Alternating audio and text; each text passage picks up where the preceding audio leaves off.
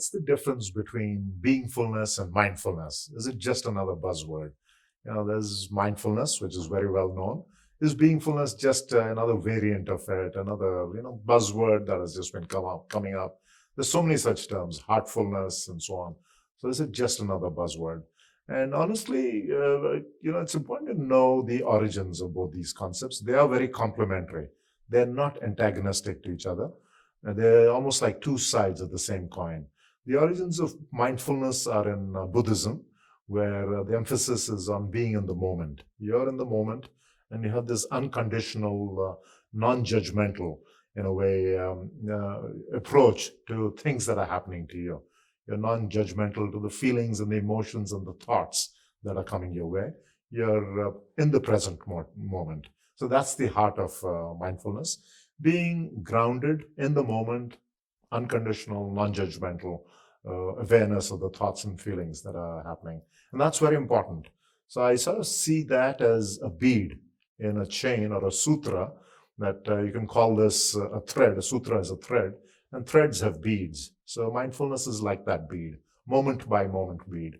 But then beingfulness is the thread that connects these beads. It's the one that combines the past with the present and the future, creates meaning out of all this, creates a sense of purpose in your life. Beingfulness is also about not just in the moment, but beyond the moment itself, where time itself is perhaps not even there. And permanence, for example, the notion of permanence means that time has been transcended.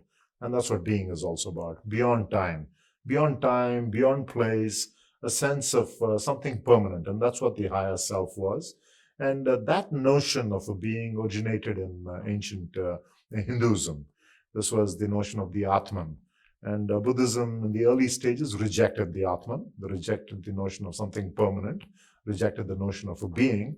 And life was seen much more as impermanence, constant impermanence. The same difference between impermanence and something permanent is also there in ancient Greek philosophy. They thought that ultimate reality, because this is all about ultimate reality.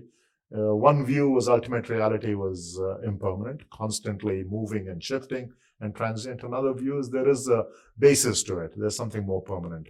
So the more permanent aspect is what beingfulness is about. The notion that things are impermanent is what mindfulness is about. So these are the two ways, not necessarily opposite to each other, but two complementary ways of looking at the world.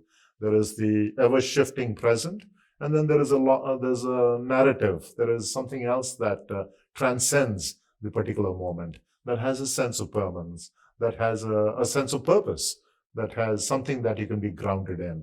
And whether you call it being, whether you call it the higher self, whether you call it the Atman, whatever you may call it. If you're a Christian, you may call it God. And so it doesn't matter whatever it is that you look for ultimate reality. So that belief in something that's real and permanent and something that's transient is what beingfulness is about. And that's how the two